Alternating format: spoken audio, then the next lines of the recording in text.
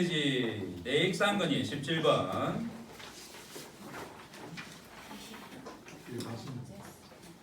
내측 날개근이 내측 날개근. 익상이라는 게 뭐냐면 익용 들어봤죠? 익용. 날라다니는 용. 그래서 익이라는 게 날개라는 뜻이에요. 날개. 구용은 그냥 다 한자식이다, 그죠? 일본식 한자라고 보시면 돼요. 일본에서 들어왔기 때문에. 그래서 내익상근이라고 보시면 되고, 이것을 내측, 내니까 내측, 익이니까 날개. 그래서 근이라고 보시면 되겠죠. 그래서 신용어와 구용의 차이는 요거밖에 없어요. 근데 이제 구용어를 이렇게 못 알아들으면 그냥 단어로 바라보게 되면, 글자로 보게 되면 이게 다른 거라 생각하면서 어렵겠죠. 하지만 그 뜻을 해석해 보면 쉬워요. 그러니까 대부분은 구용어를 해석한 게 신용어예요. 한글로. 근데 좀 말이 바뀐 것도 몇 개 있죠. 의미를 좀 다른 관점에서 바라본 것은 조금 바뀐 게 있습니다. 예를 들어서 전환이다를 아래팔로 바꿔버렸잖아요. 원래 바꾸면 어때요? 앞팔로 바꿔야 맞는 거죠. 근데 아래팔로 바꿨잖아요. 그죠? 개념을 좀 다르게 본 거죠. 앞팔은 전환은 팔을 이렇게 우리가 해갖고 앞으로 많이 쓰니까 옛날 사람들 올 때는 이 아래팔은 이제 기능적으로 앞으로 많이 쓰니까 그냥 앞팔로 한 거예요. 기능적인 관점에서. 근데 신용어는 어떻게 바라본 거예요? 그냥 내려가지고 있는 팔이니까 위고 밑이고 위치적으로 아래팔이다라는 관점을 가지고 만든 거예요. 의미에 따라서 그냥 이름을 다르게 지을 수 있는 겁니다. 그 의미만 알고 그 길을 그렇게 부르는구나. 저를 어떤 사람은 교수님이라고 부를 수 있고 어떤 사람은 선생이라고 부를 수 있고 어떤 사람은 뭐라고 부를 수 있겠죠. 똑같이 가르쳐도 마찬가지로. 하지만 그 주체는 저는 변함이 없잖아. 뭐라 부르든 간에. 하지만 그 사람이 볼 때 관점에 따라서 선생으로 볼 수도 있고 교수로 볼 수도 있고 아니면 그냥 뭐로 볼 수도 있겠죠. 뭐 야 할 수도 있겠죠. 내보고도. 자, 그리고 그림을 보시면 AB에 보면 기시정지가 나오고 61페이지에 신경지배가 있다, 그죠? 그리고 기능이 있고. 이거는 이제 유튜브에 자세히 올려놨어요. 거기에 더 보시고 요 책에 없는 해부생략적인 것까지도 그림을 보고 지금 해놨어요. 지금 저도 그래서 이제 임상해부학책을 지금 쓰고 있는데 이 그림이 느리다 보니까 지금 책 진도가 너무 빨리 늦게 나가가지고 지금 출판을 못하고 있어요. 근데 이제 조만간 해가지고 아마 낼 거예요. 올해는 아마 미친 듯이 그 책을 쓰지 않을까 싶어요. 이거 7월달에 좀 해부학 강의도 갔다 오고 또 7월 말에 또 일본 갔다 오고 하면 아마 거기에 이제 거의 전력 질주라고 매달리지 싶어요. 저에게 딱 노는 시기가 두 번 있습니다. 근육학 교실하는 이 여름 캠프, 겨울 캠프 때 보통 7월달하고 12월 연말부터 시작하고 1월 초 그때 딱 1년에 한 두 번 쉬어요. 옛날에는 그것도 없었는데 너무 전력 질주하니까 힘들어서 요즘은 그래도 1년에 한 두 달은 조금 쉬어요. 그 쉰다는 개념이 뭐냐면 이제 토요일, 일요일도 일을 했는데 이제는 토요일, 일요일을 쉬고 이제 조금 강의나 모임을 안 잡는 거죠, 그죠? 그런. 근데 이제 그때도 좀 여유가 있으니까 지금 여기 와갖고 강의를 좀 해주는 게 이걸로 비워 나온 거예요. 이런 것들 때문에. 그래서 옛날에는 휴가철에도 안 놀았어요. 남들 휴가철에 뭐 한다고 바빠갖고 안 했단 말이에요. 근데 지금은 이제 조금 여유를 가지고 다른 사람들하고 이제 좀 어울려고 세상과 좀 적응해 보려고 노력 중입니다. 좀 어렵네요. 이제 다른 사람들보다는 너무 이렇게 가버려가지고 그래도 지금 스타일이 싫지는 않은데 나중 되면 이제 더 많은 시간이 생기니까 많은 사람도 더 어울릴 수 있으니까 앞으로가 좀 기대되는 부분도 있어요. 자, 다시 책 내용으로 돌아가가지고 자 60페이지에 그림을 보니까 A, B 그림이 있는데 A 있죠. A 트리거 포인트가 어디 있는 거예요? 턱뼈 안에 있어요. 그죠? 아래 턱뼈 안에 하악골이라고 그죠? 하악골의 안쪽에 있습니다. 그러면 만지려면 아까 실습할 때 어떻게 했어요? 안쪽으로 들어가서 만져야 되죠. 근데 이제 끝에 있는 근육이 굳어 있으면 어때요? 안으로 잘 안 들어가겠죠? 그래서 끝에 있는 근육을 풀면서 풀리는 만큼 이제 안으로 들어가게 돼 있어요. 그래서 포인트는 여기에 있지만 통증은 어디로 가요? 귀까지도 갑니다. 귀가 아픈 거하고도 관련되어 있어요. 내익상근.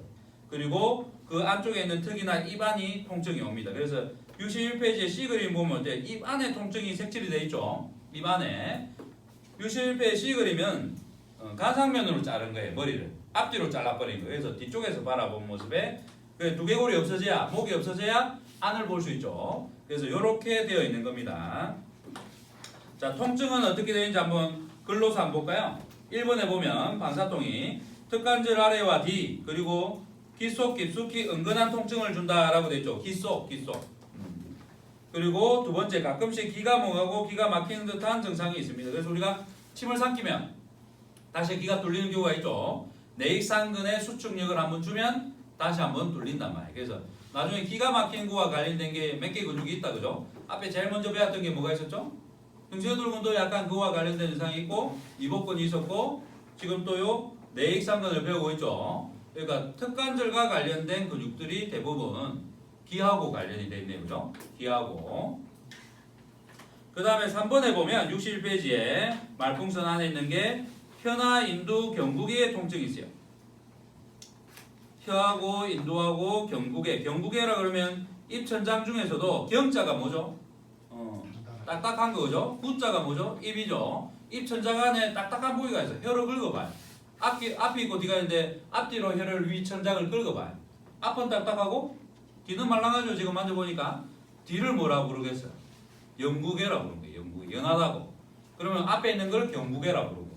보통 이제 영구개가 떨리면 나중에 코를 건단 말이에요. 그럼 입안의 압력이 순환이 이제 잘 안 될 때 그러는데 앞에 이제 이복근 공부할 때 코골이에 대한 얘기는 아니지만 이복근이 문제가 있으면 코를 골아요. 그 이복근이 긴장됐다는 것은 요 밑에가 못 움직인다는 뜻이죠. 얘가 너무 이렇게 압력을 주고 있고 안 움직여주니까 뭐가 떨리겠어요? 제일 먼저 연한 게. 다음으로 수축력인 게 영구개죠.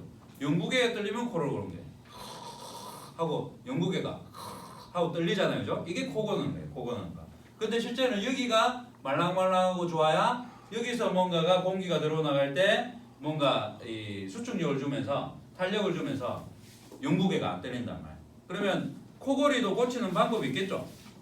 근데 지금 나와 있는 현재 코골이 고치는 방법들은 제가 볼 때는 좀 근육학 관점에서는 비과학적이에요. 그래서 전체적인 관점에서 체형 고정과 함께 그와 관련된 것들을 치료를 해주면 그것도 관련이 고칠 수 있는데 지금은 그걸 알고 접근하는 사람이 지금은 없죠. 그래서 그런 부분도 지금 저희 학교에서는 싹 정리해가지고 해결을 할 수 있게끔 프로그램이 지금 쫙 짜여져 있어요. 나중에 할 수 있는 게 얼마나 많겠어요. 새로운 프로그램을 만들어가지고 할 수 있는 세상이 원하는 것들을 지금 몸과 관련된 것들을 지금 다 준비해놨으니까 시대가 원하는 순서대로 내놓을 거예요. 뭘 원하면 그걸 해주고 뭘 원하면 그러고. 삼성이 그렇게 해가지고 신기술을 만들어놨지만 한 발 앞서서 그냥 내놓죠.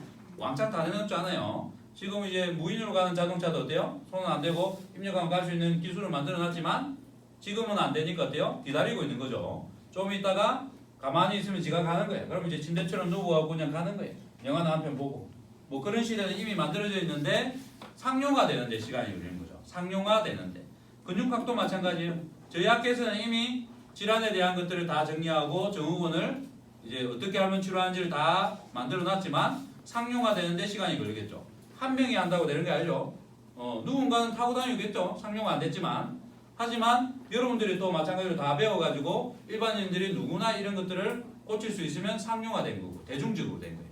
하지만 몇 명이 이제 그걸 할 수 있다 해서 그게 이제 된다라고 생각하는 사람은 별로 없죠. 시간이 좀 걸려요. 시간이. 그래서 여러분들이 열심히 해가지고 이제 여러분 같은 사람들이 많이 생기면 이제 이 근육학도 수준이 올라가고 모든 사람들이 예방적인 시술과 수술 이전에 코골이도 수술하잖아요, 그죠? 비염도 수술하잖아요, 그죠? 그런 것들을 안 하고 고치는 게 보편화되는 시대가 곧 오는 겁니다. 제가 바라볼 때는 한 5년에서 10년을 바라보고 있어요. 자, 그리고 4번에 보면 입안이 자주 마르고 목구멍을 건조하게 하는 증상이 있습니다. 입안이 자주 마르고 목구멍을 건조하게 한다. 그래서 이 내의상근이 굳으면 계속 침이 안 나가고 이렇게 하게 되겠죠. 입을 다시는 행위도 하게 될 거예요. 나이 드신 분들이 내의상근이나 교곤이 고장나면 어때요? 침이 잘 분비가 안 된다. 교곤이 굳으면 이하선이 순환이 안 돼가지고 침이 혀권을 뚫고 나가고 입안으로 가야 되는데 이 순환이 안 돼서 어때요? 가는 길 막히니까 침이 안 나올 거고 내의상근이 안 되면 어때요? 악하선 턱 밑에 있는 침샘이 막혀가지고 또 순환이 안 돼가지고 문제가 되겠죠. 마찬가지로 이복근 밑에 있는 설하선이 또 문제가 되면 어떻겠어요? 이복근이 굳어가지고 입안에 침이 안 가겠죠. 그나마 이 세 개 중에서 열려있는 게 있으면 입에 침이 나오는데 없으면 침이 없으니까 어떻겠어요? 음식만 먹으면 입이 뭔가 말라가지고 국이 없으면 안 되는 사람이 되는 거죠. 국이 없으면 물이라도 있어야 되는 거지. 근데 어릴 때는 어때요? 고기를 먹어도 지방 실초, 지방 물덩어리니까 지방과 살코기가 섞이면 거기다 침까지 많이 넣을 것 같아요. 너무 은근하니까 맛이 없는 거지. 근데 나이가 들니까 어때요? 침이 잘 안 오네.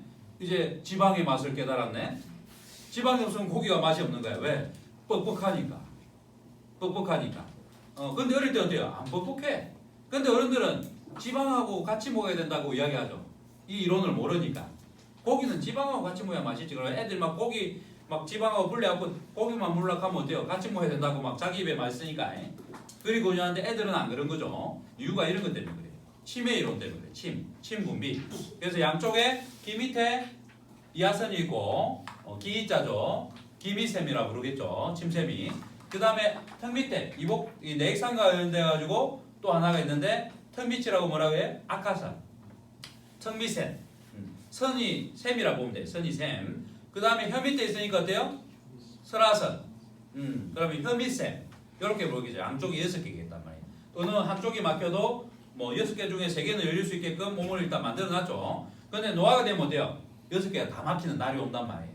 그러면 나중에 미각도 잘 못 느끼고 혀가 말라가니까 또 뭐 미각을 느끼는 이런 신경, 또 우신경 이런 것들이 나중에 또 막히게 되면 입맛도 어때요?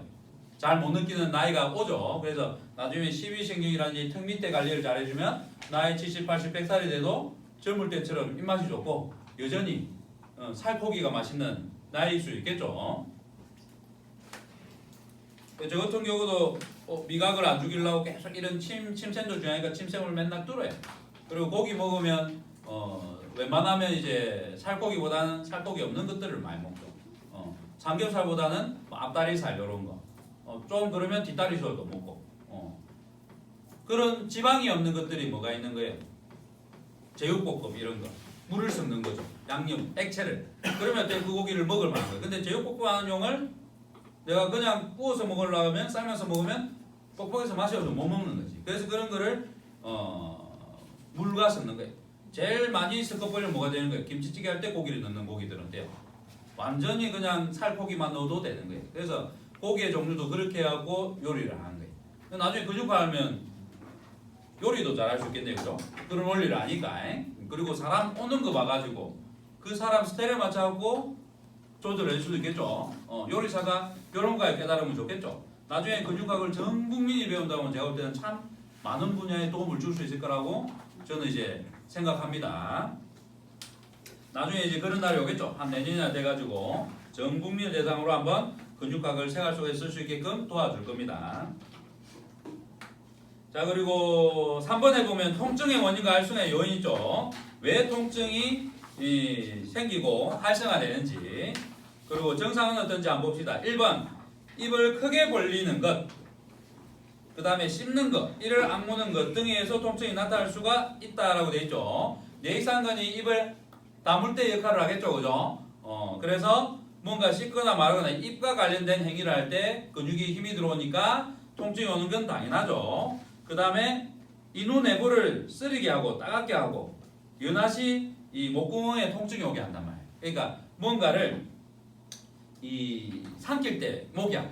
그리고 요 입 안이 항상 이제 쓰리고 따가운 느낌이 있어요. 입 안이 까칠까칠하고 우리가 감기가 걸리거나 몸이 안 좋을 때 어때요? 좀 그런 느낌이 있죠.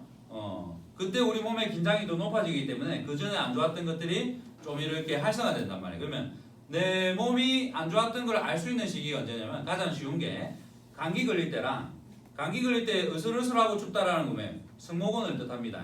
감기 걸릴 때 막 어지러워 눕고 싶어 이러면 뭐해? 평소에도 평소에 안 좋았던 거예요. 금방처럼 음식을 먹거나 삼킬 때 아프고 입안이 뭐 이러고 입이 까칠까칠하고 음식을 까탈스럽게 하는 사람 어때요? 이 근육들이 안 좋은 거예요. 알겠죠? 그리고 또 마찬가지로 여자들은 한 가지 더 이제 생리시. 생리 때 나의 몸이 불편한 부위가 안 좋은 근육들의 이제 문제들이에요. 그래서 생리할 때 어디가 불편하고 뭐 하다 그러면 자기의 근육이 뭐가 안 좋다라고 점검할 수 있는 기회라고 보시면 돼요. 할 때마다 체크를 해요. 본인이. 그리고 나중에 어느 날 생리해도 몸이 하나도 아프다. 그러면 몸이 좋아진 거예요. 몸이 좋아진 거예요. 자, 그리고 3번에 보면 유아기가 지난 후에도 엄지를 빠는 거 있죠. 엄지를 빠는 거. 그러면 어떻게 돼요? 엄지를 빨 때 애기들이 젖을 먹으면 어떻게 먹는 줄 알아요? 이제 아래턱을 내밀었다가 훑으면서 이렇게 들어가. 이런 식으로 빤단 말이에요. 그러면 어때요? 애기들 저도 뭐 이렇게 하는 그게 내익상을 쓰는 거야. 근데 애기가 엄지를 빨든지 절대때가 됐는데 아니 뭐 공갈저지라고 하죠. 그걸 오랫동안 물려놓으면 어떻게 되겠어요? 애기가 주걱턱이 되는 거죠. 주걱턱이. 그래서 문제가 또 온단 말이에요. 그래서 어릴 때 적당한 시기에 떼줘야 돼. 안 그러면 이 주걱턱이 되는 케이스가 그런 케이스라 보시면 됩니다. 그리고 끔을 과도하게 오래 씹는 거. 이게 뭐죠? 내익상근을 시게 만들어야 되는데 계속 쓰는 거죠. 저도 지금 말을 뭐 지금 4박 5일 동안 중에서 지금 4일 동안 말을 하고 있잖아요. 그죠? 계속 쓰고 있는 거죠. 그러면 이제 좀 피곤하면 뭐 귀도 몽할 수 있고 입안도 되게 까칠하고 침이 마르고 뭐 이런 것도 생기겠죠. 그죠? 그런 피로들이 누적이 된단 말이에요. 근데 평소에 끔 쓰는 거 좋아하는 사람들 어때요? 계속 씹다 보면 입안이 어때요? 나중에 입안이 쓰죠? 까칠까칠한 느낌 들고 끔을 끝까지 씹으면 뭐 나오는 것도 없는데 습관적으로 씹고 있는 거죠. 그리 되면 또 문제가 되는 겁니다. 자, 그리고 밑으로 내려가면 4번에 보면 금방 했죠. 유아기 때 가짜 젖꼭지 그리고 주걱턱 이야기 여기에 나오죠. 한 번 더. 그리고 5번에 보면 편도선염과 관련이 있으며 편도선염으로 열이 있을 때 내익상근 TP를 치료하면 열이 내리는 경우도 있어요. 자, 편도선이 어디 있죠? 이제 목구멍 넘어가기 전에 좌우에 있단 말이에요. 이쪽에 4개인가 있어요. 요 위에 2개, 밑에 2개. 얘들이 붙는 거라. 뭐 때문에 그렇다고요? 내익상근이 안 좋으면. 내익상근이 안 좋으면. 내익상근을 뚫고 혈관과 신경이 입안에 다 공급된단 말이에요. 그래서 내익상근이 굳어버리고 안 좋으면 입안에 관련된 문제들이 다 생겨요. 그래서 내익상근의 별명이 입안의 대장이라고 부릅니다. 입안에는 내익상근이 대장이다. 자, 여기까지 할게요.